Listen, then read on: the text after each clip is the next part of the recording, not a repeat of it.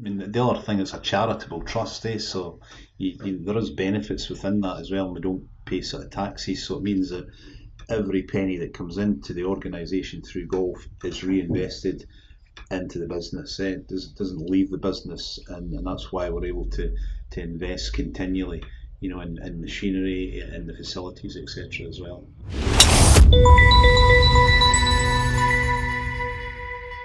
Hi everyone, I'm John Fiella and welcome to the Golf Sustainability Podcast. We've got a very special episode planned today as my guest is Gordon McKee, the Greenkeeping Operations Manager at St. Andrews Links in St. Andrews, Scotland. With close to 30 years experience at St. Andrews, which everyone knows is recognized as the home of golf, we're in for a real treat today. Gordon, welcome to the Golf Sustainability Podcast. Yeah, thanks, John. It's a pleasure to be here and looking forward to chatting with you today. I appreciate it. Gordon, let's start by having you tell us about your career at St. Andrews Links and then a little more detail on your current role. Yeah. Well, when John, I came to St. Andrews in about 1995, the opportunity sort of arose to come down here into a deputy position. So I came in 95 as a deputy on the Eden course, and I worked there for about 5 years. And luckily enough, at that point, I was involved in the 2000 Open sort of team at that point. And then shortly after that, towards the end of 2000, I had the opportunity to move into the head greenkeeper's role in the Eden course. So grasped that opportunity, jumped into that. My first sort of management role on a golf course in 2000 and done that again for around about 5 years. So within that time spell, I was afforded the opportunity to be involved in the 2005 Open. So my second sort of experience of working at a major championship. Then towards the end of 2005, the current head greenkeeper on the new course left, so they asked me if I'd be interested in moving to the new course. So moved to the new course in 2005, and then about 2 years later, the opportunity arose for the position on the old course. So I stepped into that role in 2007 on the old course as a course manager, and done that for about 17 years up until sort of 2023. So I mean, that was great, and that's obviously I had responsibility during that tenure of the 2010, 15 and 2022 Open Championships, but also through that period had the opportunity to work at and set the course up for a couple of women's opens, a senior men's open, Curtis Cup and Walker Cup. So, and then I think it was about 18 Dunhill tournaments that I had as well. So it was a thoroughly enjoyable sort of time that I had, and it's a special place to work, and I'm really just a lucky man to have had that opportunity for so long. Well, you've had that opportunity because I suspect you've done a great job. So that's probably one of the highest profiles and kind of most important greenskeeping superintendent roles in the world, and the fact that you've been entrusted with it says a lot about you. So congratulations to you. So most people listening are going to understand the importance and reverence that everyone has for St. Andrews Links as the home of golf. Maybe you could take a minute to just kind of briefly tell us about the history of St. Andrews Links. Yeah, well, I mean, St. Andrews Links probably goes back about 600 years. There's been sort of records going back that there's been some form of golf played here on the links. So it's a lot of history behind the whole place. But round about where it all sort of started to change was around about 1974. So 1974, by an Act of Parliament and via the Town Council, the golf courses were put into the management of the business as we know now, St. Andrews Links Trust. So prior to that, it used to be run by the local council. So around about that 1974, it was handed over to St. Andrews Links Trust. They formed a management company who then took over the running of the golf courses for the benefit of the people of the town. So, and from that date, it's really evolved and grown so much as the game of golf has grown. So we now have I think three clubhouses. We now have about four shops. There's three greenkeeping facilities that manage the golf courses. But we do have I think around about 240,000 rounds of golf are played across the seven courses here at the Home of Golf. So, but it's a very historical place. Holds a lot of affinity and with many people like yourself around the world. So we feel privileged that we've got the honour of trying to maintain these golf courses for everybody who's really interested in the game of golf. That's interesting. So it sounds like that transition from being run by the city council to becoming managed. Is it owned by the trust or is it managed by the trust? And it's So yeah, so it's managed by the trust. So so if you go way back into the history, so the King of Scotland at the time, I think King David the First, way back in the 1400s, he obviously owned the land, and he was at that time looking for a pastime for his residents, his people of Scotland, and he gifted the links land to the people of St Andrews to use for their leisure. So yeah, there's still an element of the people of the town having a say in the golf course, but the management trust that's in place, they manage it on a day-to-day basis. We still meet regularly with members of the local golf clubs, keep them informed as to what's happening on the golf course, but the trust is solely responsible for what happens on the golf courses. fascinating. And it sounds like once the trust took it over, that's when things really expanded, and it sounds like a long-term plan was put in place. That's the reason I ask about it is I think it's a model that has application here in the U.S. I'm hopeful that we can see municipal golf reinvigorated, and in most cities here in the U.S., Gordon, the town councils or the city administration run the municipal courses. But I live in West Palm Beach, and there's a new course that's just been developed here called the Park, and the model is somewhat interesting. There's a nonprofit trust that's now taken over the management, and they've got great plans for it to have it become much more of a community center. And so it's interesting to hear how that model's been in place quite some time at St Andrews. Yeah, yeah. And it is the other thing, it's a charitable trust, so there is benefits within that as well, and we don't pay sort of taxes, so it means that every penny that comes into the organisation through golf is reinvested into the business. It doesn't leave the business, and that's why we're able to invest continually, in machinery, in the facilities, etc. as well. Right. I understand even free golf lessons are included there.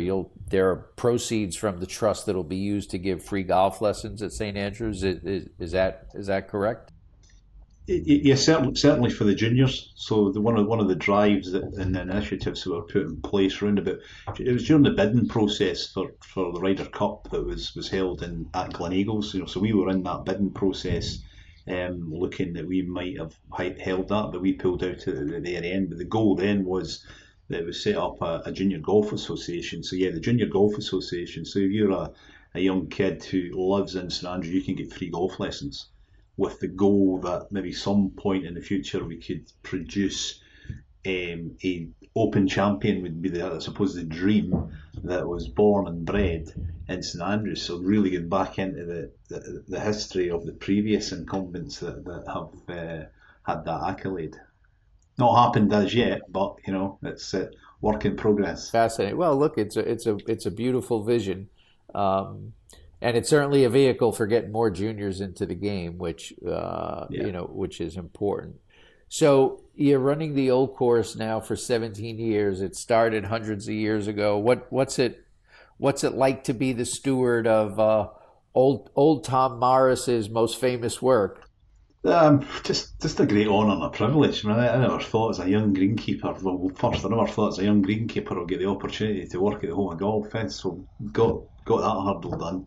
And then never thought I would be even the guy that would be looking after the old course. But it's just a huge privilege to basically follow in the footsteps of somebody like old Tom Morris. And then I mean the other big thing is I was only the ninth person since old Tom to actually manage that piece of turf.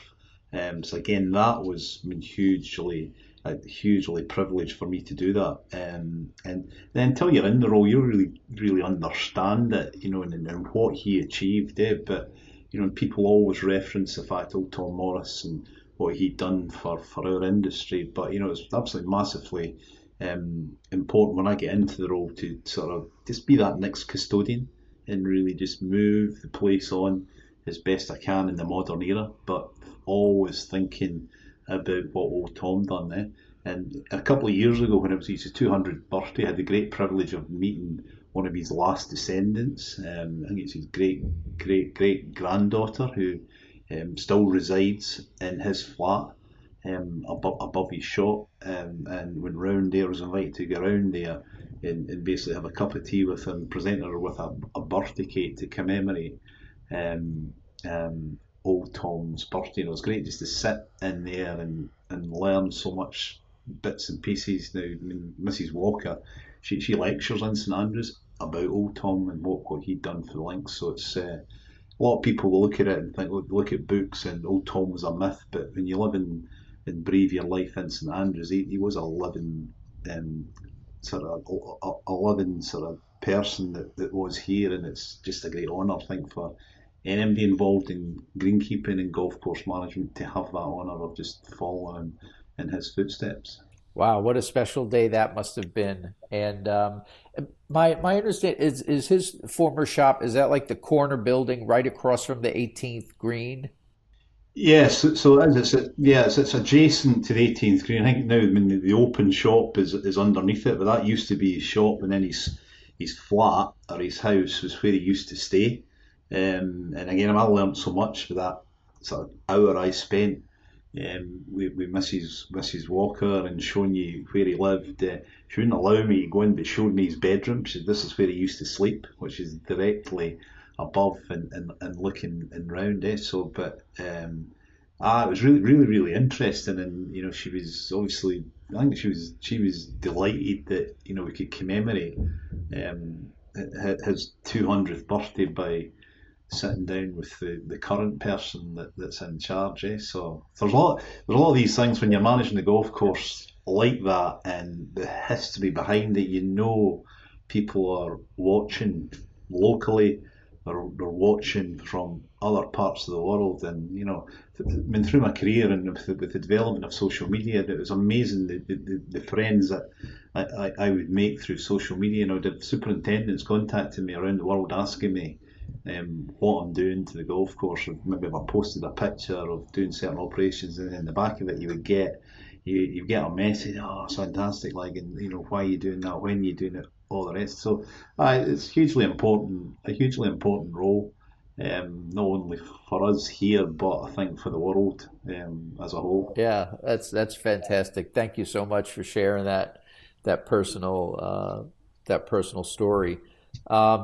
So we want to talk about sustainability, right? That's what golf Yeah. sustainability is all about, and we're focused on both environmental sustainability and social sustainability. Um, Tell us, Gordon, about what sustainability means at St. Andrews Links. I mean, it's huge. We just talked about the history of it, and I mean, I'm a great believer in having done it for so many years and looked into how old Tom done it. Old Tom Morris must have been the first sustainable greenkeeper all those days. Although it wasn't a buzzword in those days, when you look back and you've seen what he done, he was the first sustainable greenkeeper. And all the greenkeepers around the world, are now really interested in trying to do it. But it's so important because being sustainable in everything we do. Like, and I know our organisation, I would say our organisation is really, what do you call it? Sort of very, very focused in making the organisation as sustainable as they possibly can. As I mentioned earlier, the golf courses have been here for 600 years. Our part of that is to make sure the golf courses are here for another 600 years. And the wider community in St Andrews buys into that, and it really is an important thing going forward. That you've got a living, breathing product that we've been here for so long, and we want it to be here for another few hundred years as well. So yeah, sustainability is huge. The environment is huge as well. All the time I've worked at St Andrews, we've always had one eye on environment. Since the day I arrived, I was flabbergasted by some of the environmental sort of practices that were happening 30 years ago in terms of recycling grass clippings, recycling the turfs that came out of bunker faces when rebuilding. Even 30 years ago, we were recycling all that and trying to work out ways. How do we keep the product that we use on the golf courses to remain on the golf courses and not leave? So yeah, I think I've always sort of said that St Andrews has probably been innovative leaders in environmental practices and sustainability, and I think that's sort of paying its rewards now, although there are some challenges sort of moving ahead. Yeah, on the there's that great 4-minute video on the website, St. Andrews Forever. I know that there was a West Sands project. I guess, is that a coastal restoration type project or maintenance project? Yeah, no, I mean, absolutely. And so one of the challenges that we do have at the moment, yeah, we're a coastal golf course, and there's been a lot of surveys done. There's been a lot of media attention that around by 2050 the old course will be underwater. So we're surrounded by the coastline, so it's very important to us that we have to protect that coastline. So we've been continually investing money into recharging the beach, recharging the dune system. And we've got a team. We're probably one of the first sort of links golf courses that we actually have employed our own ranger service. So the coast of St Andrews, the West Sands Beach, the famous West Sands Beach, was run by, again, that was run by Fife Council, but money was becoming a problem. So we stepped in and basically employ 2 rangers full time. Ranald Strachan, who's the League West Sands Ranger, and they really look after that coastline. And the greenkeepers tend to try and help out with that and recharge. But it's important, if the coastline goes, the golf courses go. And then what we're starting to see now, and this is the effect of climate change, is that we're starting to see a lot more really hard storms. So certainly this winter we've been hit sort of quite bad just with the weather patterns. We've had several storms that have caused major sort of washouts on that dune system. But living and being here and understanding what it's all about, we can react, and we basically pull together, and we have to make these things fix them out and make them so that they're all protected. And again, the community's all over that. We tend to involve ourselves with local schools and getting young kids down, helping planting marram grass in the dune systems. We'll do local community litter picks on the beach as well. So, and there's an amazing number of people that want to get involved in that. So I think sustainability is an education thing, about educating the youth and making sure that they know what they need to do to for their future. Yeah, it's interesting. So, from a challenge standpoint, you've got the traditional challenge of making the course more sustainable, but then you've got the additional challenge being a links course that's right on the ocean. You're dealing with the impacts of erosion, which I guess can be substantial. What about the amount of play that the courses get? I mean, you said almost 250,000 rounds over the 7 courses. Does the volume of play that you get, particularly on the old course, present any unique challenges? I mean, the biggest challenge we tend to get is divots. The amount of divots that come out of the play. Yeah, you get challenges with footwear and traffic, but we're tending, over the years, we've had to manage the course just slightly different to because at the end of the day we're basically a living, breathing product. It's how we earn our income by visitor golf. But it does have its challenges. When we do play off mats for 6 months of the year, we live in a climate where it's all year round golf, but half of that year it's not grass growing weather. So that's how we tend to manage that part of it.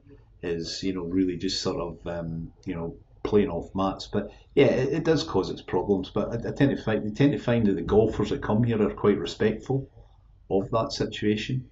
And the management practices that we implement, the types of grass seeds that we're oversowing, we're doing the repairs with, make it, that it's suitable for the situation. But yeah, I mean, it is a challenge. But when lived through COVID, it's we need people coming in, and it's a bit of a nice challenge to have a busy golf course. We need the tourists to come and experience what we've got to offer, for us to continue to do all the good things that we can do out there. Right. That makes a lot of sense. It's interesting how you view that challenge as a privilege and an opportunity. That's a hallmark of very successful people. Is they often look at challenges as privileges and opportunities.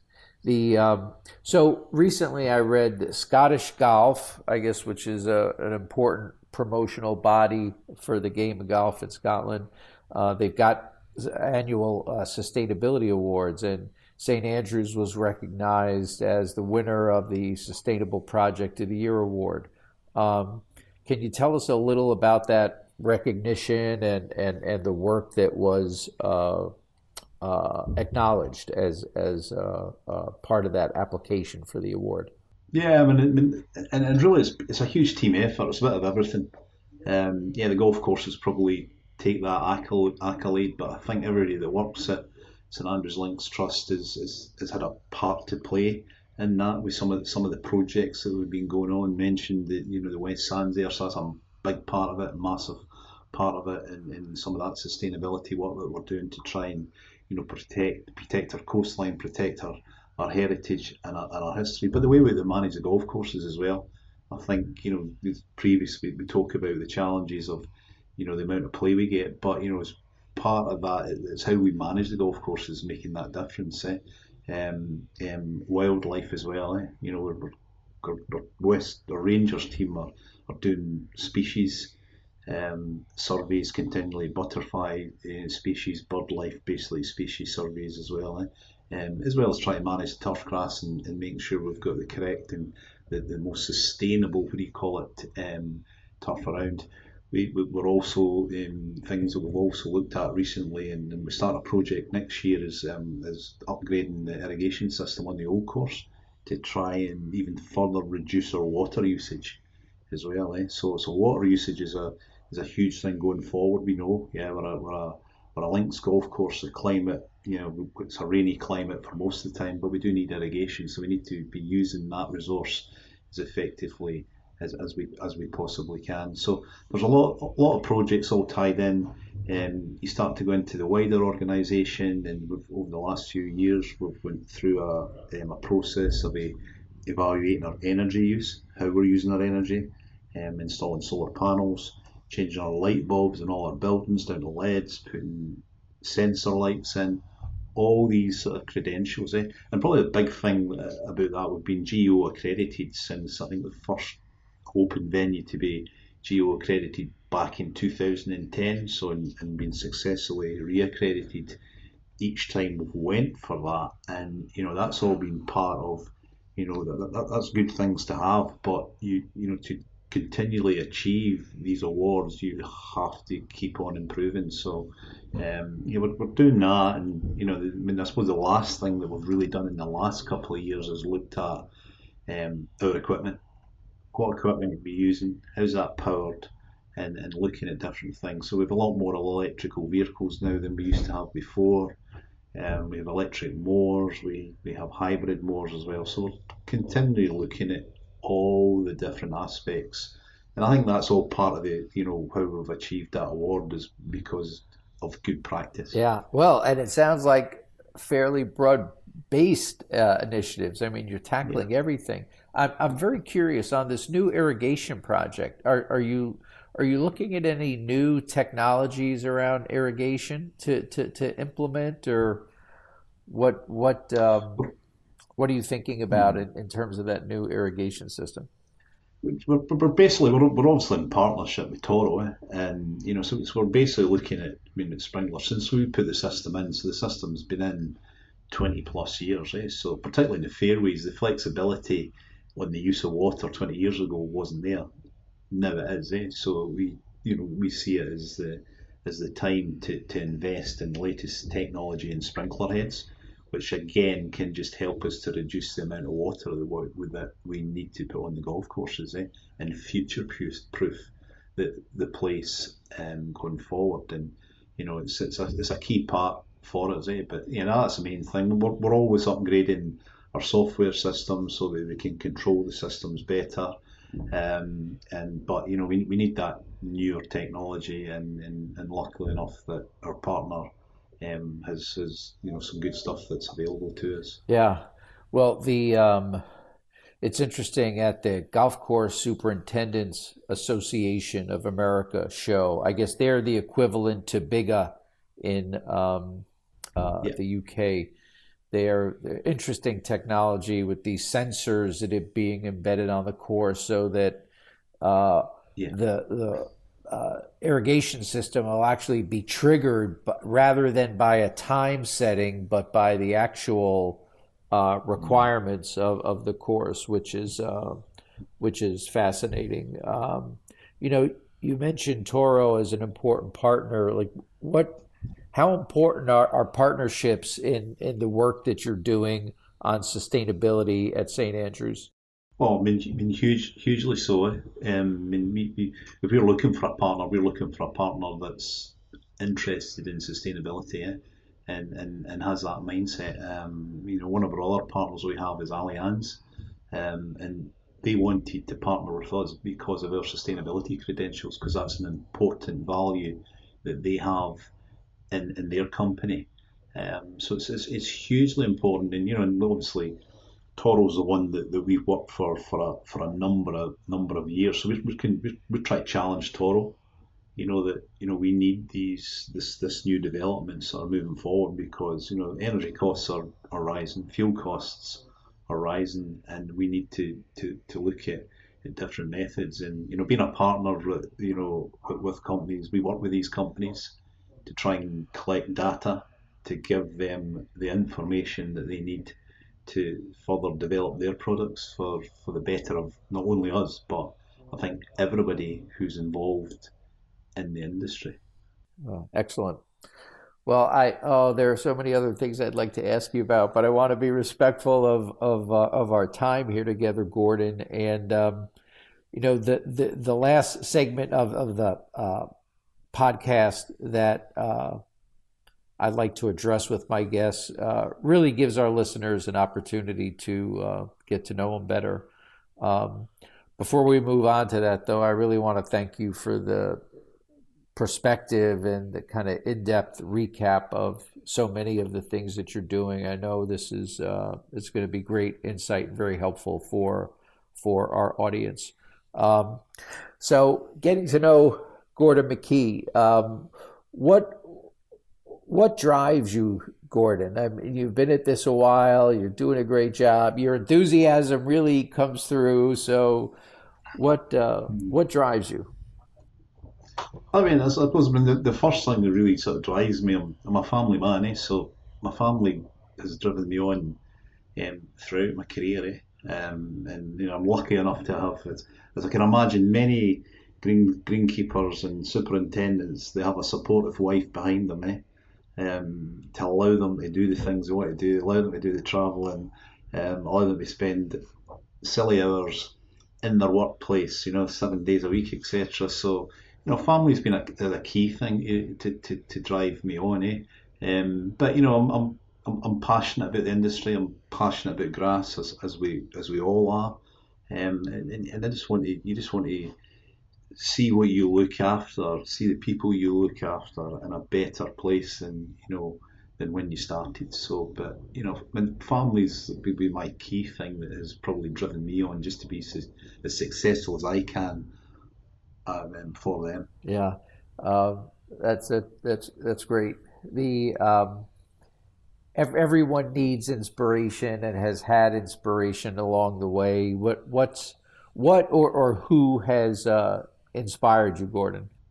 Yeah, probably again. My dad was hugely inspiring. My dad never seen me.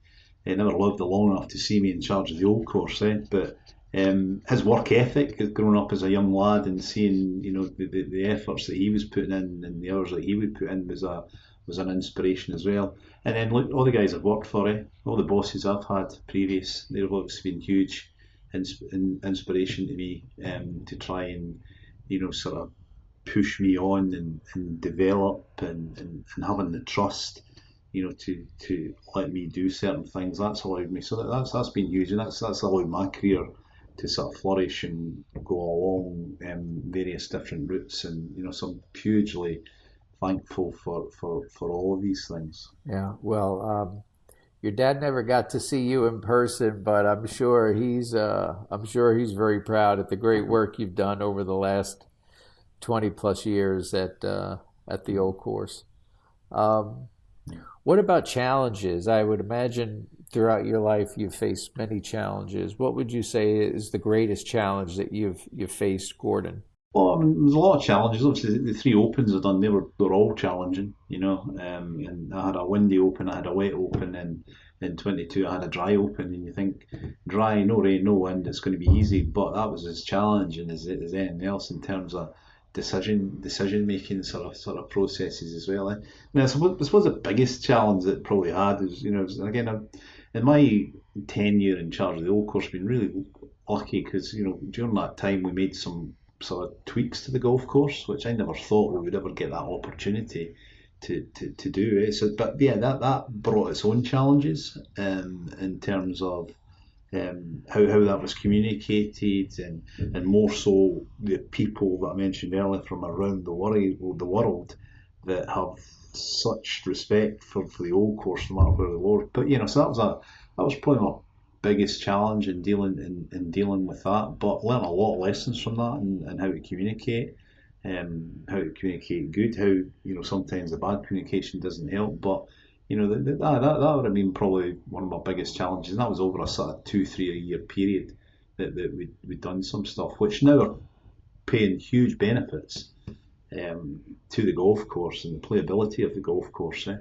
And like as I said at the time, every golf course evolves. And we're 600 years old, and it's not the way it was 600 years ago. It's not the way it was 100 years ago. And the game of golf's evolved. So club technology has changed. So that's one of the reasons that you have to improve your golf courses. But yeah, that'll probably be my biggest challenge. Is dealing with that. Yeah, well, listen, that makes a world of sense. I mean, there's got to be a strong traditionalist view that says nothing should be changed, and then I'm sure you're constantly being faced with ideas and um, to update and modernize. Yeah. Certainly, lengthening the course is something that's been an issue, but I would imagine you're probably right in the middle of those conversations. Yeah, yeah, yeah. So that's a very unique challenge.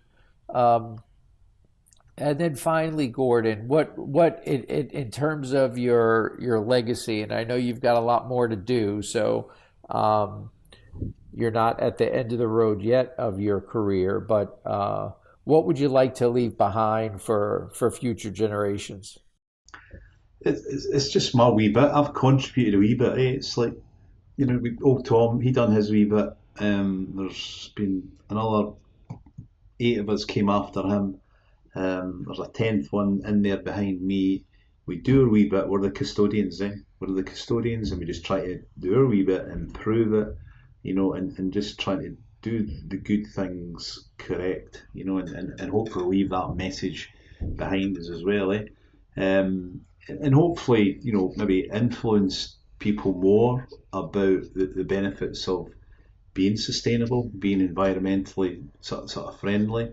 And then the final thing that, hopefully that I've done, and I've always had a passion for education, is that maybe that have helped to improve or can continue to help improve the education offerings that we have for our young greenkeepers. And I mean, it's a huge. I mean, what we're talking about today in the environment and sustainability is a huge thing, and the young kids coming up, they know about it because that's their future. And I mean, all the young greenkeepers I work with now and coming out of school they know about sustainability and they know what it means to them, and it's one of the reasons I think they're keen to get involved in living things like golf courses is because of that link and what they've learned through their school lives now. So if I can leave a bit of all these wee bits and pieces and what I've learned and done in the past, but help others sort of going forward that will help them to develop their careers, then that would be a huge thing. Well, that's inspiring, and your commitment to helping educate and mentor the next generation is something that I think there are going to be some people coming up that are going to be very lucky to kind of learn from you. I can't thank you enough, Gordon. If and when I make it back to St. Andrews, I'd love to grab a pint with you or a coffee, whatever your preference is.